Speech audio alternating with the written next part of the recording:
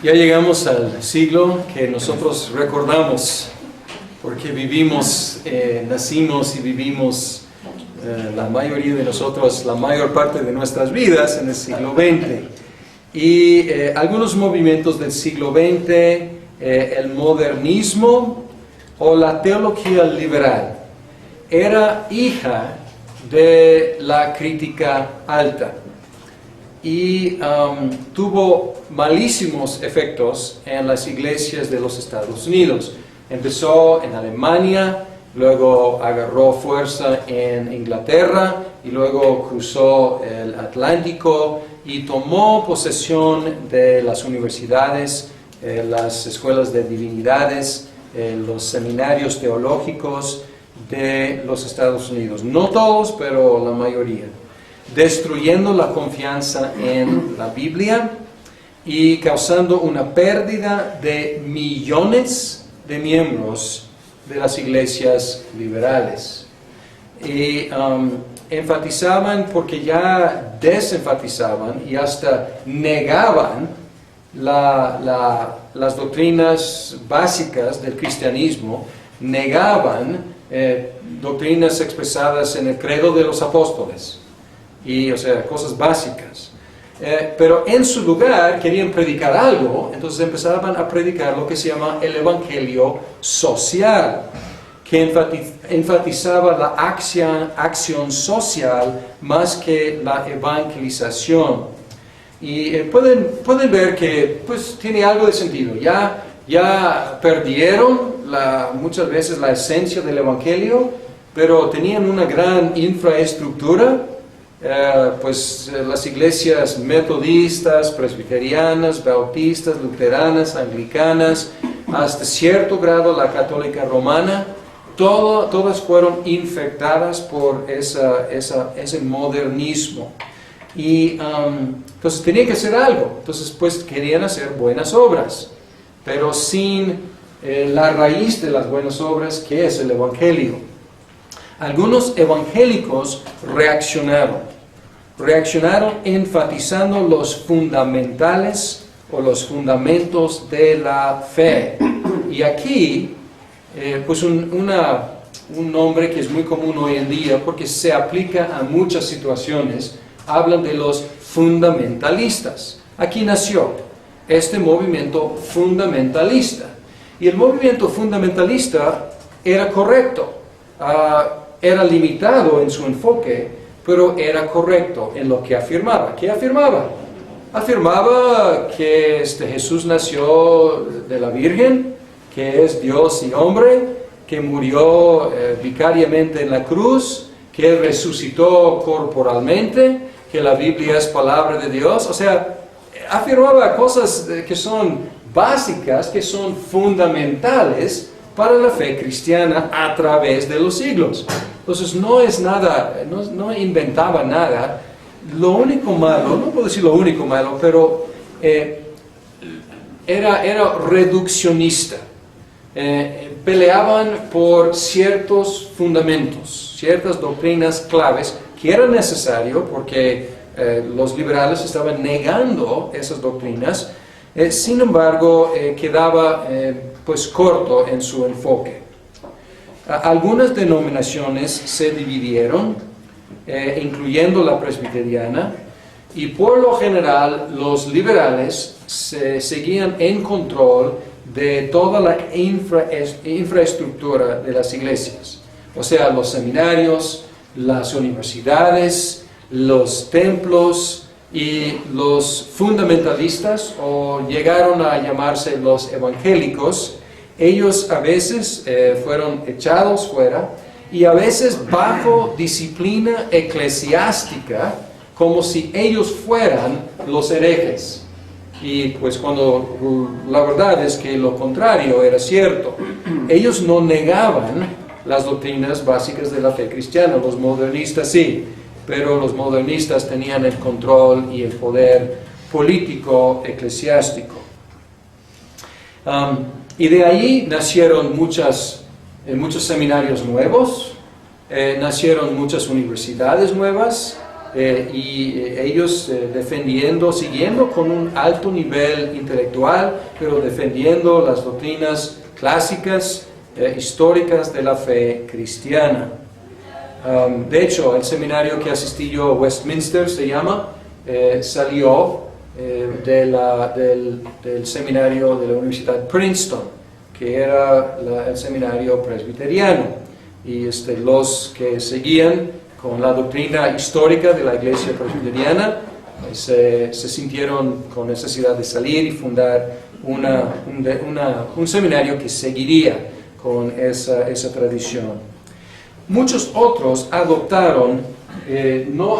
rechazaron el liberalismo, pero también rechazaron el fundamentalismo, y ellos adoptaron lo que se llama neo-ortodoxia, o sea, la nueva ortodoxia.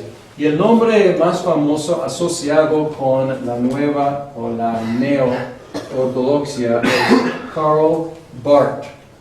Hay otros también, pero Karl Barth es un punto medio. Recuperó algo de la ortodoxia. Él era un pastor reformado y él produjo un comentario sobre Romanos, y fue una bomba, porque él no se metió en la crítica alta. Él expuso el texto, y esto era algo impresionante, porque los comentarios liberales se dedicaban a criticar el texto, y aquí Karl Barth estaba exponiendo el texto con una base reformada. Sin embargo, no restauró plena confianza en la Biblia como palabra de Dios, porque él decía, y la idea básica es que la Biblia no es palabra de Dios en sí. La Biblia leída, escuchada, predicada, se hace palabra de Dios para el oyente. Entonces, pueden ver aquí, es un poco subjetivista. No es que la Biblia en sí sea la palabra de Dios, la Biblia se hace la palabra de Dios para mí. Y yo la escucho y se convierte en palabra de Dios para mí. Entonces, no restaura confianza en el texto. Sin embargo, era mejor que el liberalismo, porque predicaba la Biblia, para que la Biblia se convirtiera en palabra de Dios en el momento del encuentro. Entonces, ¿podemos detectar algo de romanticismo aquí? O sea, la Biblia se convierte en mi encuentro personal con la Biblia. Y muchos adoptaron la neo-ortodoxia. Podemos decir que los evangélicos ganaron en esta batalla en un sentido eclesiástico, político, cultural. Podemos decir, los liberales ganaron. Quedaron con el dinero, quedaron con las propiedades, quedaron con la mayoría, podemos decir. Pero podemos decir que los evangélicos ganaron contra el modernismo, porque las iglesias liberales están muriendo y han perdido literalmente millones. Y las iglesias evangélicas están creciendo, porque están predicando el evangélico histórico. Y los liberales pues han perdido un mensaje distintivo de lo que predica todo el mundo. Y es un poco confuso, porque si uno va a los Estados Unidos, puede ir a Inglaterra o también a Escocia o a Alemania, y va a encontrar diferentes sabores de presbiterianos, de bautistas, de metodistas, de luteranos, etc. Y alguien va de aquí y muy inocentemente va y dice, yo soy presbiteriano, y busca en el directorio una iglesia presbiteriana y va, y no están predicando la Biblia. Y dice, ¿qué pasó? Allá hay diferentes denominaciones presbiterianas. Hay conservadores, o hay evangélicas, y hay también liberales. Igual con las otras denominaciones. Entonces no es tan fácil con el ambiente de allá. Pero ya tenemos otra problemática. El modernismo, podemos decir que los evangélicos ganaron, pero ahora están confrontándose con el postmodernismo. El postmodernismo es una corriente difícil de definir. Está de moda hoy en día en las universidades y rechaza el concepto de la verdad. Su énfasis está en identidad grupal y su escepticismo en cuanto a la posibilidad de comunicación. Son algunas características de ese movimiento. Entonces, es una postura crítica, es una postura negativa, principalmente, y podemos resumir así. El modernismo rechazó el cristianismo, diciendo que el cristianismo no es la verdad. ¿Qué es la verdad? No sé, el marxismo u otro ismo del siglo XVIII, XIX o siglo XX. Pero el cristianismo no es verdad, por eso lo rechazamos. El postmodernismo rechaza el cristianismo porque se dice verdad y no hay verdad. Entonces, es otro ataque.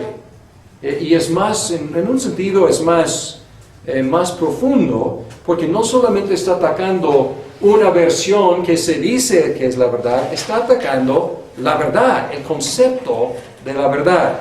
Entonces, con los modernistas, los cristianos respondían diciendo, pues vamos a debatir. Tú dices que este ismo es la verdad, nosotros decimos que el evangelio es la verdad. Vamos a comparar, vamos a discutir.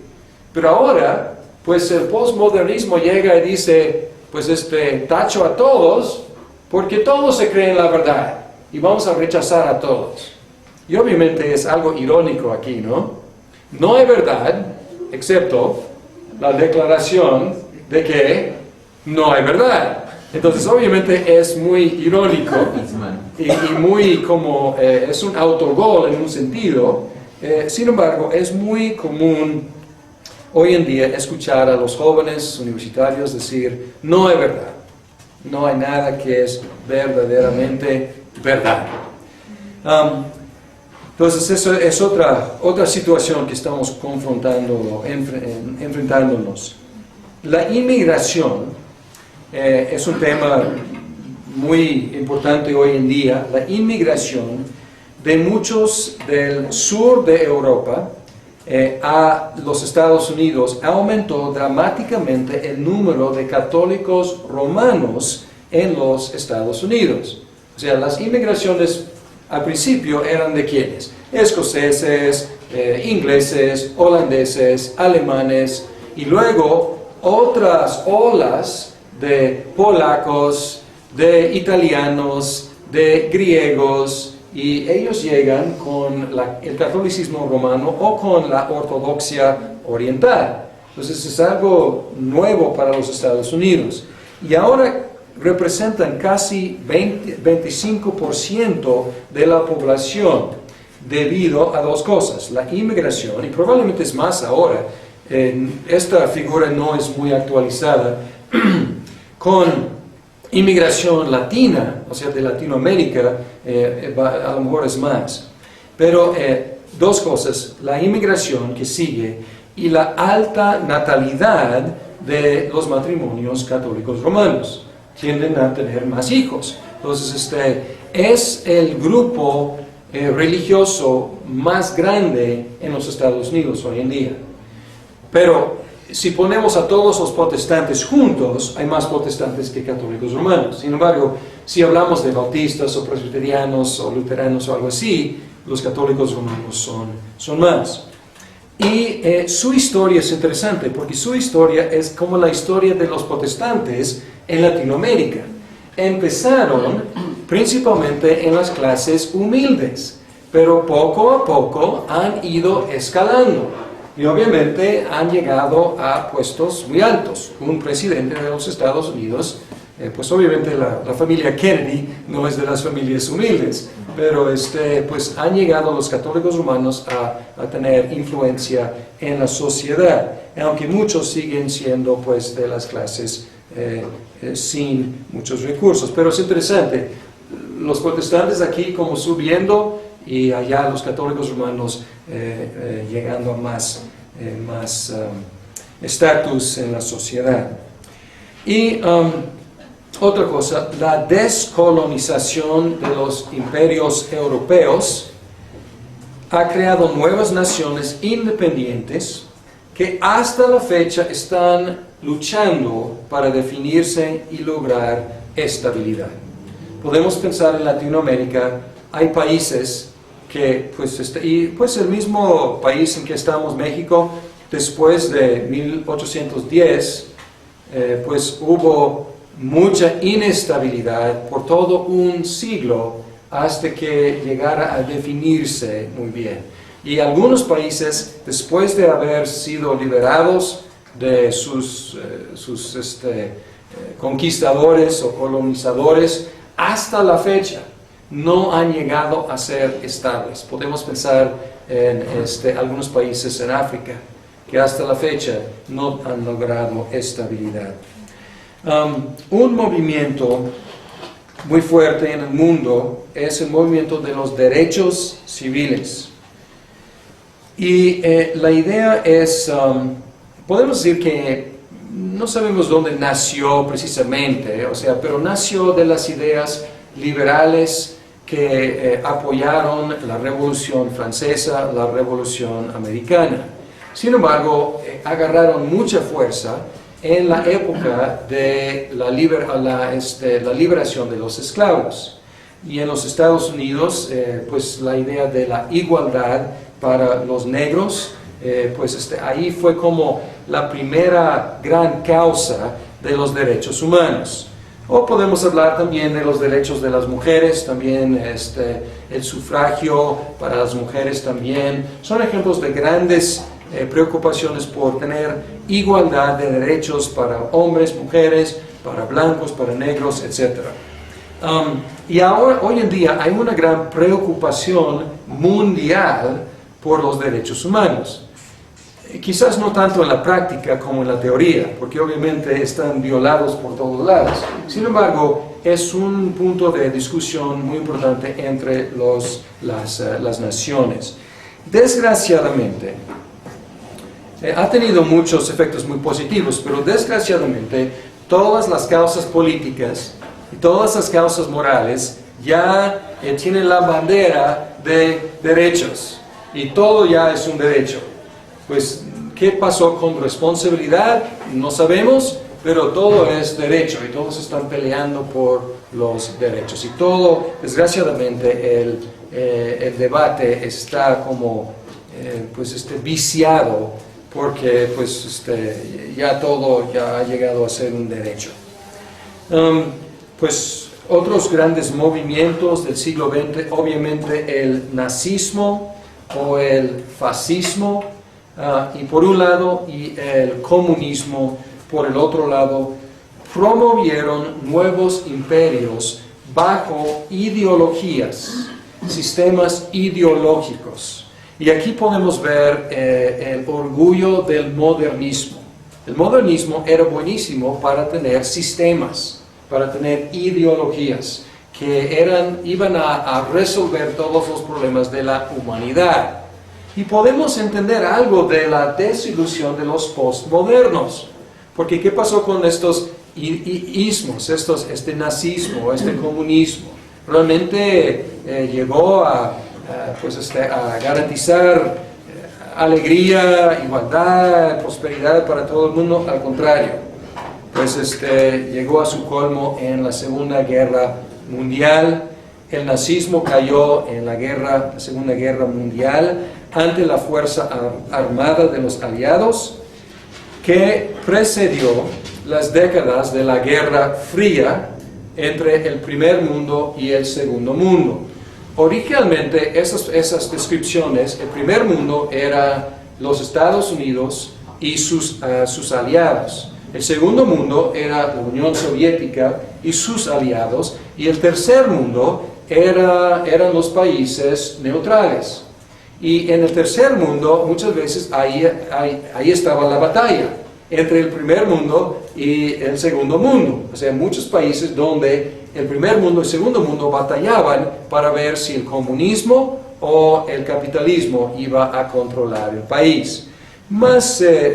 Pues después empezamos a hablar del tercer mundo, pensando más en términos socioeconómicos y en términos de desarrollo, pero originalmente esa descripción tenía que ver con ese gran conflicto de la Guerra Fría. El comunismo cayó durante la vida de la mayoría presente aquí, ante las fuerzas democráticas y liberales, y también podemos decir económicas. La globalización es otro movimiento de mucha importancia. Podemos pensar en la Unión Europea, podemos pensar en el Tratado de Libre Comercio entre Canadá, los Estados Unidos y México, y hay otros también en Sudamérica. Hay uniones de comercio donde tratan de promover la liberalización del comercio. Pero interesante, hay también, por un lado, como tratando de unificar países comercialmente, pero hay otro movimiento de la tribalización. Podemos pensar en Bosnia, podemos pensar en Somalia, podemos pensar en Ruanda. Son países, Bosnia en Europa, Somalia y Ruanda en África, donde en lugar de unificar, de repente cada tribu está identificando como enemigo de la otra tribu. Entonces, por un lado, una globalización, por el otro lado, una tribalización. Y la globalización también está produciendo una cultura mundial basada en los valores comerciales exportados por los Estados Unidos, expresados en sus películas, sus canciones, sus programas de televisión, sus productos. Pues a donde vayan, pues pueden ver a los jóvenes vestidos como jóvenes en cualquier lado, pueden ver a la gente con recursos, con las mismas marcas de cualquier lado. Entonces es una como uniformidad promovida por esta globalización. Aunque interesante, está cambiando desde el año pasado. Estamos en 2009 y ya en 2008 empezó la crisis de la bolsa de los Estados Unidos y los bancos de allá, y de repente muchos están cuestionando esos valores que durante tantas décadas todo el mundo, podemos decir, estaba consumiendo. Y ahora están pensando, este consumismo fue bueno, este apalancamiento para comprar tantos juguetes realmente fue bueno, y obviamente muchos están concluyendo que no, que hay un problema de valores ahí. Otro movimiento, y con esto terminamos el siglo XX, la radicalización de algunos países islámicos. Podemos pensar en Irán y otros, y la secularización de otros países islámicos como Egipto o Turquía. Y aquí hay una tensión creciente dentro del mundo musulmán. Algunos más y más radicales, bélicos, y otros tratando de ser, como Turquía, tratando de ser un país europeo moderno. Entonces hay una tensión en el mundo islámico, y obviamente una tensión entre el occidente y los países y los movimientos islámicos radicales que han producido un fanaticismo y pues un nivel de terrorismo que por fin pues llegó hasta tocar muy fuertemente a los Estados Unidos. Ahora, ¿cómo concluimos este curso? Pues con un vistazo hacia el futuro. Y obviamente tienes que ser un profeta, y no lo soy, para predecir el futuro, y no es la idea, pero es tratar de concluir planteando el contexto en el cual nos encontramos y pensando un poco en las oportunidades y los retos para el futuro de la iglesia cristiana. La globalización presenta oportunidades y retos. La globalización produjo una fe universal en los valores comerciales. Como en el pasado, el Evangelio puede entrar en zonas nuevas tras el comercio. Entonces, por un lado, es algo bueno. Todo el mundo quiere esos productos y hay comercialización en todos los países. Igual como en Latinoamérica, los cristianos podemos seguir estas rutas del comercio para llegar a países donde nunca podríamos haber llegado.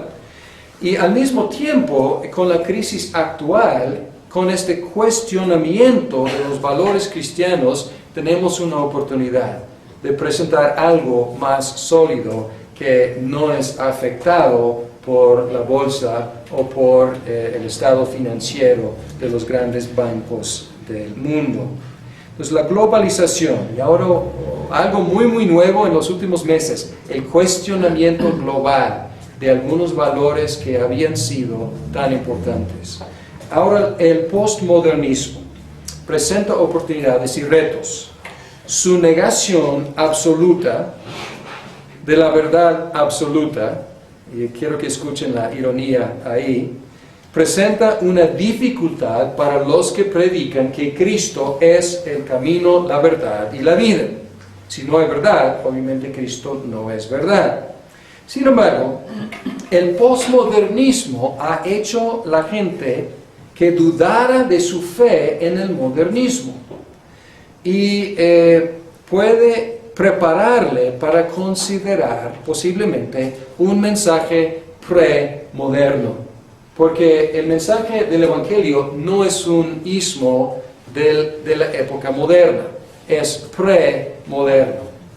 Y posiblemente estos postmodernistas que están tratando de negar toda verdad, pues van a encontrar sin ninguna cimentación firme para sus vidas. Entonces podemos decir, ok, estamos de acuerdo, todos los ismos de la época moderna no fueron la solución, pero tenemos algo que queremos que consideren, que es algo mucho más sólido que cualquiera de estos movimientos. Además, el postmodernismo es principalmente negativo, es un rechazo del modernismo y de la verdad, y por lo mismo deja un gran hueco que solamente Dios puede llenar. No es una solución, es una crítica. No es una respuesta, es una queja. Entonces no puede ser una satisfacción duradera. Y se han tropezado o caído todos los ismos modernos que prometieron salvación al mundo.